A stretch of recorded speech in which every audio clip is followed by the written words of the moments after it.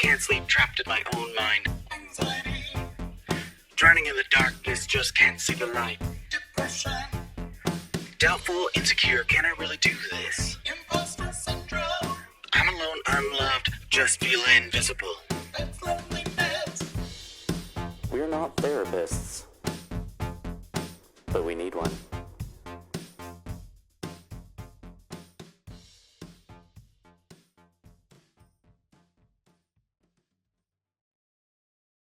Hello, and welcome to We're Not Therapists, but we need one. The podcast where we have honest and vulnerable conversations about our mental health with one another. I'm Jay. And I'm Anthony, and neither of us are therapists. But we're trying to help ourselves and each other by sharing our experiences and feelings. In this show, we'll deep dive into topics like anxiety, depression, self-esteem, trauma, and more. We'll talk about how they affect us, how we cope, and what we've learned along the way. We're not doing this to bash or blame anyone, especially our families who may have contributed to our mental health challenges. We're doing this to heal and grow, and hopefully inspire others who can relate and open your mind to your own healing. We also want to warn you that this show may contain some sensitive and triggering content. We'll be talking about personal and painful things that happen to us and how they still affect us to this day. If you're not comfortable with that, or if you feel like you need professional help, this show may not be for you. But if you're ready to join us on this journey of self-discovery and self-improvement, we're glad to have you. We're not experts, but we're honest and we're not alone. Now, let's start the timer. Anthony, how do you feel today? Well, hello, Anthony. How are you doing today? Oh, Joe! Joe's there, too! I'm doing great, Jay. How are you? Oh, I'm tired. You bitch. After our nice little false start there. Yeah, we faked it. We had to start over, guys. Well, their setup started collapsing, and I felt bad. Well, you should have, because things were not going great. Because mine's just going so perfectly over here. Oh, well, good for you. Great job. Anyways, Joe, how are you today?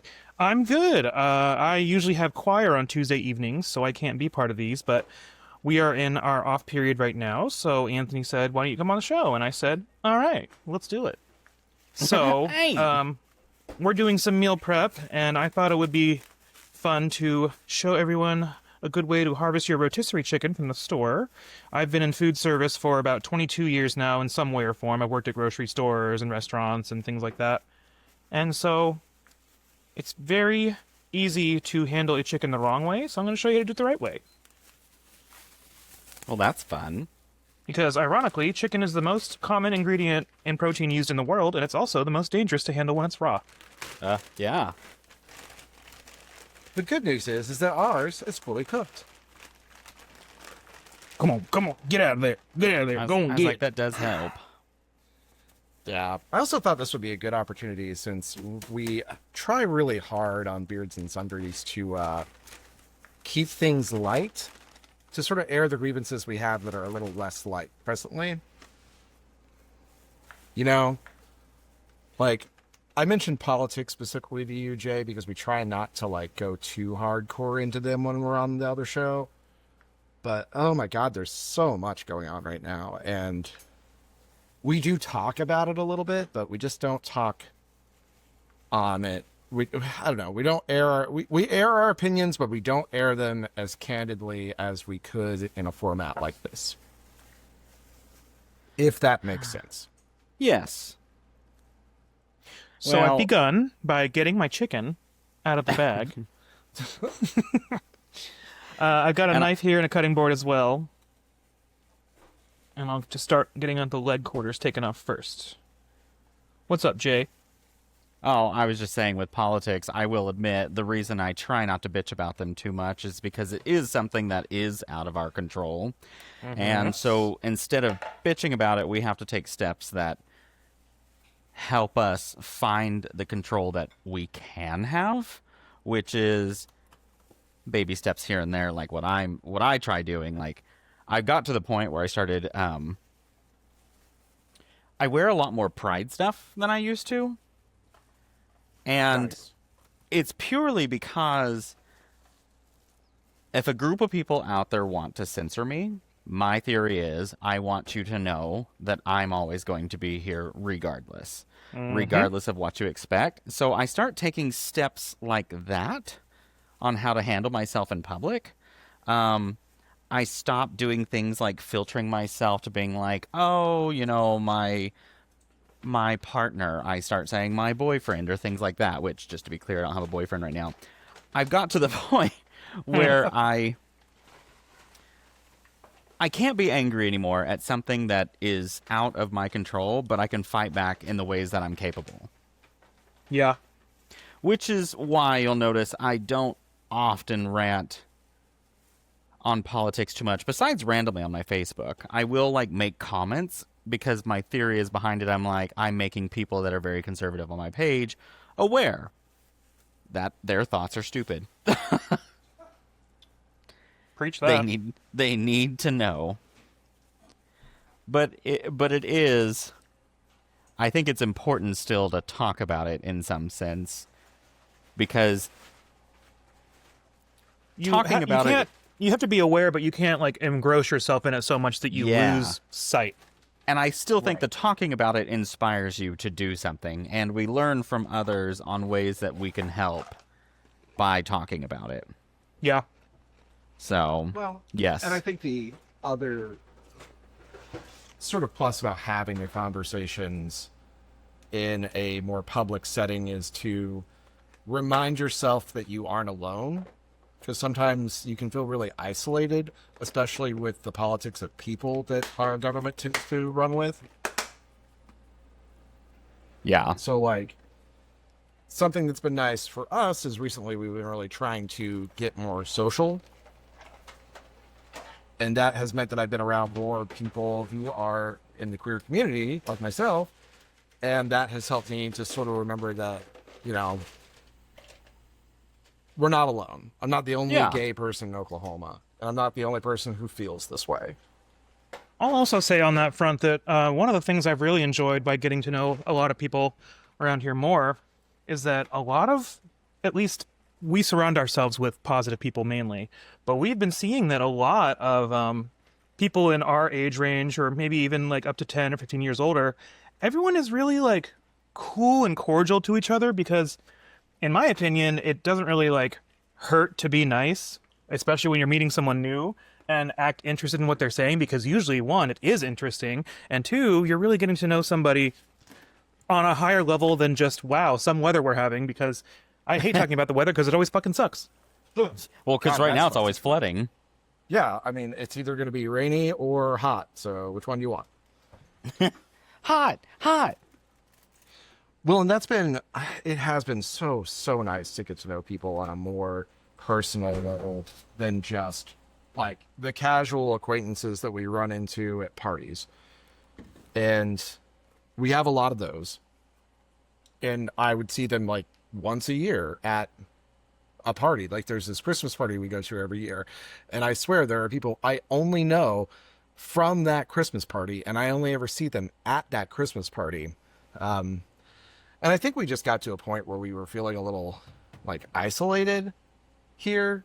And not only I don't know, we didn't have the connection that we had with the people in other places.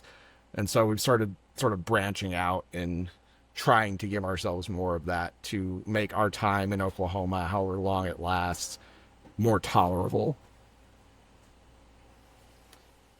Yeah, I will say, having friends that you hang out with on a regular basis, that you get close with, can make a world of difference. And sometimes it's tough getting yourself exposed to new friends, that's for sure. Yeah. Well, I think the big plus for us is that we've been involved in the community for so long at this point that we have sort of these connections with people that it's not like we're meeting them for the first time. We just are deepening those connections, right? Yeah. So it's people that we've wanted to get to know better that we now have a chance to get to know better and spend more time with. Right. And so that's been nice because it's not like we're going to a whole new place and we don't know anybody. We're obviously we've been in Tulsa for a while, but also we're familiar with the people here already. Yeah. So, yeah, that's me. Sorry for the loud noises, everybody.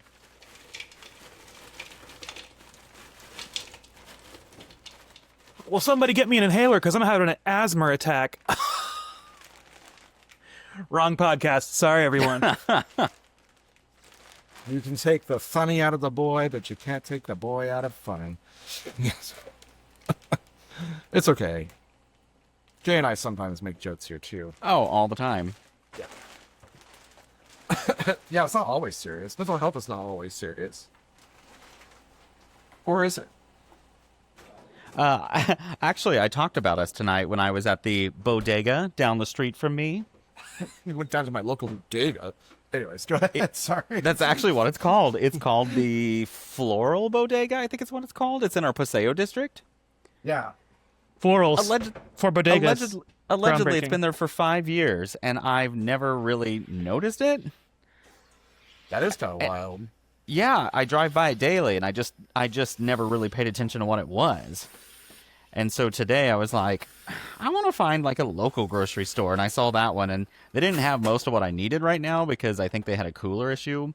But Oh, yeah. but I did pick up the wine and the bananas for my dish that I'm making there. Then I had oh god, then I had to go to the like chain grocery store near me, and there was like one container of strawberries left. Oh, God. And I cannot believe that they're actually okay. You know, Because I just sliced them up and I was like, oh, these aren't bad. they're just okay. I could have gotten a little bit brighter, but honestly, for being the only container of strawberries in that store, I'm not mad. I expected them to be all like mushy. Maybe they were from the back. They were the last container. Oh, they were like, oops, forgot to put these out. Yeah, exactly. So everyone must be having strawberry shortcake or something right now because, yeah, Tis the it was season, empty. honestly. Well, and that, honestly, it's Homeland, and I just don't like Homeland. I wonder if there's like a trend going around right now with strawberries, like that cucumber salad did for a while. Huh. I don't know. I'm not haven't on heard of TikTok, one, So but it wouldn't shock me at all. I have to ask Jay. Jay's my connection to the TikTok world. I don't even like listen to TikTok anymore. That's kind of surprising. I do Instagram reels now, like the old man I am. I do too. I was big on TikTok for a while, and then when Trump saved it, I was like, peace out. And I Yeah, haven't that looked was back. that was where I checked out. I was like, well, you know what? Yeah, the I way they don't were care sort about of this. Sucking his dick after that really just made me. I didn't really like TikTok before that, but after that, I was like, oh yeah, I can fully stop watching this. Like, I don't need any of it. And I started telling people who sent me videos, hey, I don't have the platform anymore. It was the pop-up message that came up after they got it back, quote unquote, that said, thanks to Donald Trump and his efforts. And I was like, nope, I'm out. Yep. Like, peace out. Because Plus, it's there's more for me, hot it's- boys on Instagram too. it's the hypocrisy of it all where China was in with the Democrats and then all of a sudden now like China's good and so we're doing TikTok and Trump is saving it by getting with China, and I'm like, I don't understand how you guys don't see the absolute, hypocrisy behind this. They see it. But I mean, that's but what always evs? been an issue for, the Republican Party, it seems like, or at least from the perspective that I have of it, is Oh, it seems like they switch sides really fast, but it also is sort of like that for Democratic moderates. I mean, they're the same way. They will jump on any Democratic ship, and I'm watching it on Facebook right now with people like posting these memes of like Biden or Obama. They're like, I'm not in the Epstein files. I'm like, what if they are, man? Like, speaking of hypocrisy, let's see. On our podcast, we talked to Joe about the Epstein file situation, ooh, yes. where now it just doesn't exist. Well, Yep. apparently last night, thrown into a bill by Democrats was something about releasing the Epstein files, and Republicans voted unanimously to block it. And I chuckled because I was like, hey, if they didn't exist, then why would we block something Why to do be we released care? that doesn't exist? Yeah. You just keep adding to my layers of questions. I mean, I think. How about the sneeze? Shut Sneeze up. cough? Sorry, it's the Tony Satcheries. It gets me every time. It's you know what really had me mental health wise in not a great place for a good moment was dealing with all of that hypocrisy and realizing how dishonest these people are. And there's this whole part of me, like part of my core values is honesty in these situations, and I expect it from people. And I think that is a horrible mistake to have. Like, to expect honesty from other people, but especially like just random people that you don't know, right? People who are so external to any relationships you have that you don't have any control over them anyways. Like, you don't have control over the people you're closest with. How are you going to make politicians honest? Also, before I do this, on a side note, I don't want anyone to judge me. I am putting an ice cube in this glass of rosé. And it's because I never refrigerated it. So this I is bought the it from the therapy store. pod. This is supposed to be a judgment-free zone. It's sort of like a Planet Fitness podcast. I bought it from the store, room temperature, which it wasn't chill in there, and I cannot drink a warm rosé. So, but it was, I just had to finish the bottle off, you know. Well, no judgment here.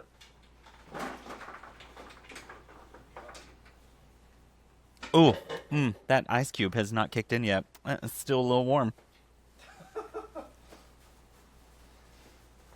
But yeah, that I think having the wrong expectations of other people in those situations was really hitting me hard for a long while. Because like seeing headlines like that would make me so viscerally mad. And I don't know. I listened to this book by Mel Robbins, which I think we talked about on the last taping of this, which is the Let Them theory. And that has helped a lot. Yeah. I saw someone at work reading that book today in the break room, and I was like, oh. So good. Ah. Yeah, it's like, it's just the idea of saying, like, creating sort of a mental note to yourself that, like, when you see or hear things like that about other people and just their actions make you mad, it's sort of a let them. Like, not let them do anything to you necessarily, but, like... Kind of like let them find out? No, it's more of a, like, you can't control other people's thoughts or feelings. I know, that's Or right. their actions, so you can't get mad over their actions, but what you can do is choose the reaction you have to it. Okay. So it's the other part of the theory that they don't have in the title, which is let me. So you would basically say, like, hey, they're going to act that way, let them.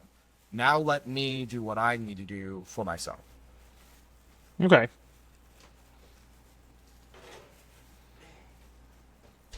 Ugh. Oh, God. But it's, I think it's a great book. I think it's a great, like, it's sort of like a modified version of Radical Acceptance. Okay. And it has helped me with politics. What it didn't do is help Jay's rosé. No, All that day. ice cube melted because that rosé was warm.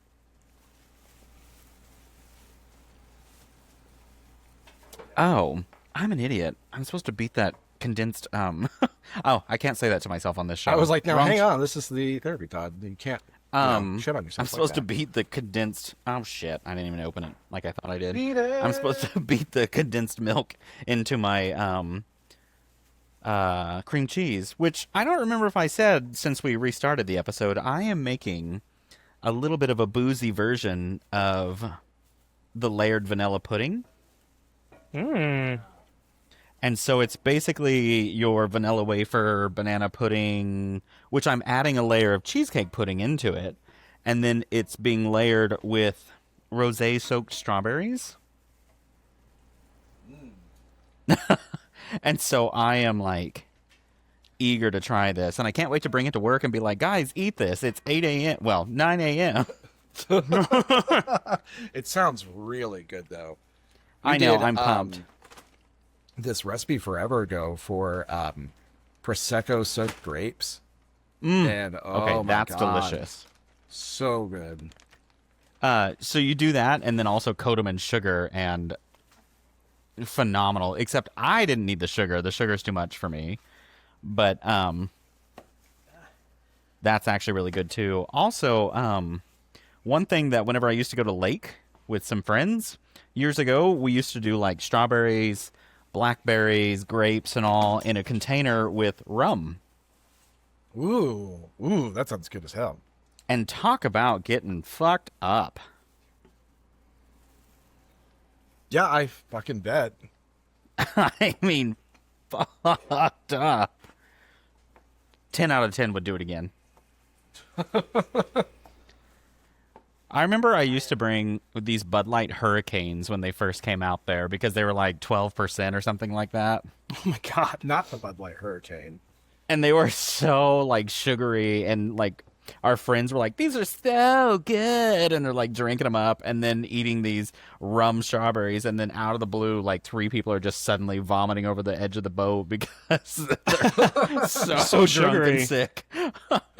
And out in the sun too. My God. Oh my God, yeah. It basically we had a more adultier version of the BGB bucket that we used to do at Anthony's house parties back in the day. We went to a cabin down in Broken Bow to see the eclipse last year, and Anthony could only stay for a day or two, but I was able to stay there with the friends for the rest of the weekend and see the eclipse. And every morning, one of our friends, Larry, I would look at him and be like, "Are we drinking yet?" And he'd be like, "Yes." And it was like 9 in the morning because we didn't be anywhere. We didn't have anything else to do. We were just like sitting around playing video games and waiting for this eclipse to happen in like 3 days. So yeah, we had a great time. You have to be drunk clear up to the eclipse. It's like being in Vegas. Is it? It's just like being in Vegas, you guys. Just like being in Vegas. I'm pretty They got sure. Uno, I hear, at the eclipse. They got the eclipse in the Luxor. No, that's at the And Flamingo. That's at Buco del Culo. That's the other podcast. Sorry, everyone. That's the other podcast, like episode 9, season 1. I think the Venn diagram of people who listen to this podcast and people who listen to the other one is basically this small circle of this podcast is fully inside of the other one. Ooh. Yeah. The call is coming from inside the house. Exactly. Ooh. Oh. Well, it's because they're Where's all like, Costco? look, It's therapy, just but they're a little bit funnier on this other one. A lot funnier on the other one, most of the time. But not funnier looking. Oh, shit. I'm trying to be really slow at this because I thought it would take me a little bit longer, but apparently I'm really good at slicing, dicing, and whipping. Remember that, boys. Apparently, since I don't have to cook the chicken like I normally would when I'm doing meal prep, most of that's being taken off my plate. So really, Joe's doing the heavy lifting of the meal prep right now. And I'm using the world's most horrible food handling Yeah, we gloves. picked these up at the not the regular store that we did. And I put them on the other day to seed some jalapenos because I made some pickles, and which I should have done today because I forgot that pickling, cucumbers is a pretty quick thing, so I could have done it with it under an hour easily. But I was scooping them out with my thumb, and I was about halfway through the second one before I realized that the end of the thumb had torn off, and I was fully just raking my thumb through the jalapeno and getting all the jalapeno oil on it. So my cuticle was on fire, but I really noticed it when I went pee. Oh, bless your heart. Those That's are just life the choices STD, that I sweetheart. make. No, because I didn't have sex till after that. Oh, God. That poor boy. I put my thumb up there. I call this one the spicy. No, I'm kidding. Oh, God.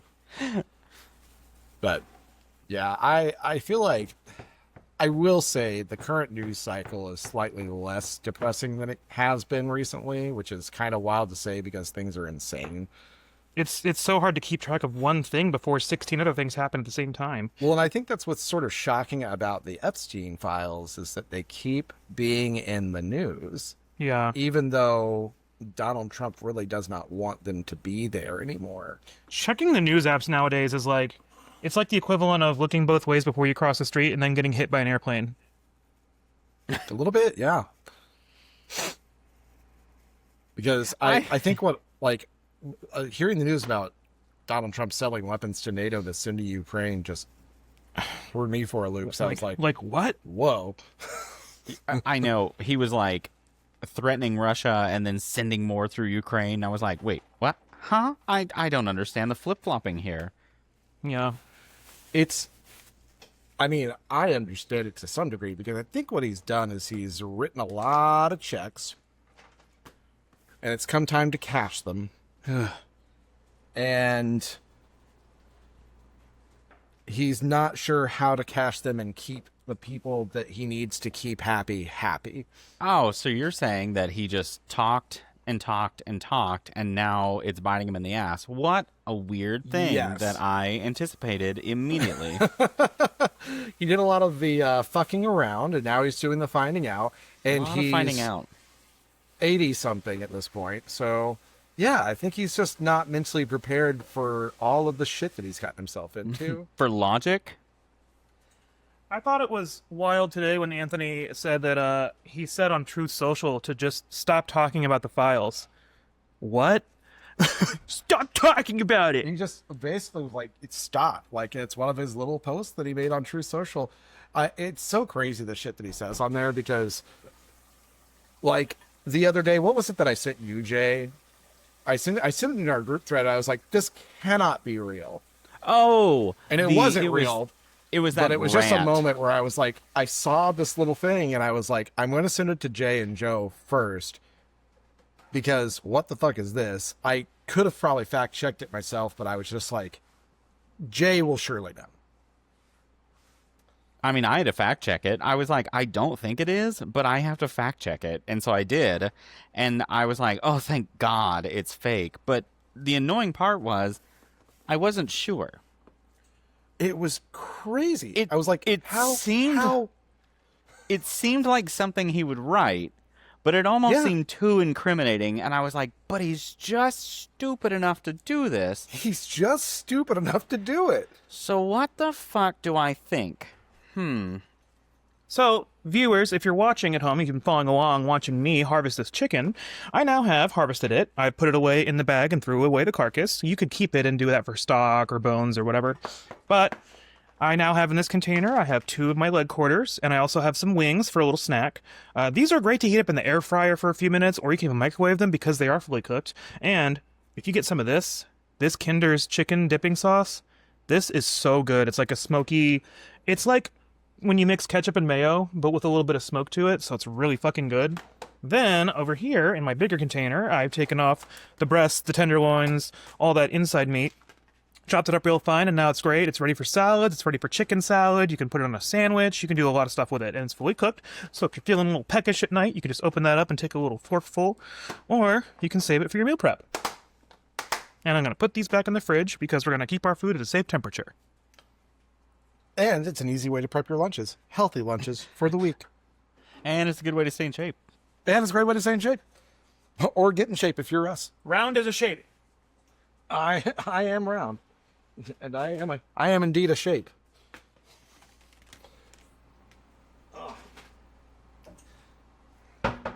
Yeah, that is one of the nice things about like getting healthier lunches. I do at least feel a little better about myself. I do And I put notice. I put it away in the fridge right next to my Costco pizza leftovers. I do notice. How do I explain this without being too gross? Going to the bathroom is a much different experience when you're doing better with your food intake. You mean pooping? Pooping. What don't they call that ghost poops? Like when you barely have to wipe or don't have to wipe? Oh, okay, so that's still not a problem. But Or, or is wait, a maybe that problem? is still a problem. Wait. But no, no, never mind. I am not going to get into those details about poo. Come on. We'll have to start a third podcast for Focus aging on- body problems. Oh, boy. Well, I mean, yeah. You know, I already do have have to that. take Back- fiber now. I've been on fiber for years. Actually, I've been on fiber since I went through cancer because it just slightly adjusted my bowels, Oh. which is a common issue. You got your gut flora? It got my flora. Got my flora. So I think if it does it like too aggressively, it's supposed to be a concern. But I've still been like regular, so they're not concerned. Well, that's good. Is that part of, like, the chemo that does that? Yeah. Ah, So- makes sense. The amount of work that you have to focus on, like the amount of your body that's impacted by chemo, is insane. Because I had to test for so many things before I started chemo. I had to test my lung function. Oh, wow. I had to test sperm count before and after. I had to, we did have to test a couple other things. I don't even remember what now. But it was like in preparation, we had to do testing. And then afterwards, I had to be heavily aware of basically how my body's functioning. And I didn't have bad experiences, but somebody else I knew that was going through the same thing ended up having blood clots and all sorts of stuff. And I was like, oh, shit. Shit. I felt really bad mean- because he's like, what's your experience been? I'm like, great. Oh, hey, I just noticed it's 30 minutes. Oh, shit. Okay.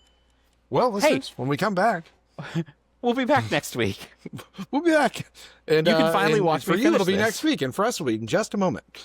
Bye. Bye. Joe, say bye to the people. Bye to the people. And we're out of time. Thank you for joining us today on our show. As you can see, therapy is not always easy, but it can be very rewarding and healing. If you want to follow our journey and see how we progress, tune in next episode for the continuation of We're Not Therapists, but We Need One. Join us on our socials, TikTok, Facebook, Threads, and Instagram, and email us at nopenotttherapists@gmail.com. That's NOPENOTTHERAPISTS We would love to hear your thoughts on our journey, or any questions you have that we can help answer. Until then, Stay safe. mental health is a serious and important issue that affects millions of people around the world. If you or someone you know is struggling with depression, anxiety, trauma, or have any other mental health conditions, you're not alone, and there is help available. You don't have to suffer in silence or feel ashamed of your feelings. There are many resources and support networks that can help you cope and heal. Here are just a few. The Crisis Text Line, which is a 24/7 service that connects you to trained crisis counselors who can help you with any type of emotional crisis. You can text HOME to 741-741 in the US or Canada, or 85258 in the UK, or 50808 in Ireland. You can also visit crisistextline.org for more information. The National Suicide Prevention Lifeline, which is a 24/7 service that provides free and confidential support for people in distress, as well as prevention and crisis resources. You can call them at 1-800-273-8255 or chat online at suicidepreventionlifeline.org. The Headspace app, which is a meditation and mindfulness app that can help you reduce stress, improve your mood, and enhance your well-being. The app offers guided meditations, breathing exercises, sleep sounds, and other tools that can help you relax and cope with your emotions. You can download the app for free and try it for 10 days or subscribe for unlimited access to all features. You can find the app on the App Store or Google Play, or visit headspace.com for more information. These are just some of the resources that we have found helpful, but there are many more out there that can suit your needs or preferences. The most important thing is to reach out for help when you need it, and to know that you are not alone. Mental health is not a weakness, but a strength, and taking care of it is one of the best things you can do for yourself and your loved ones. Until next time,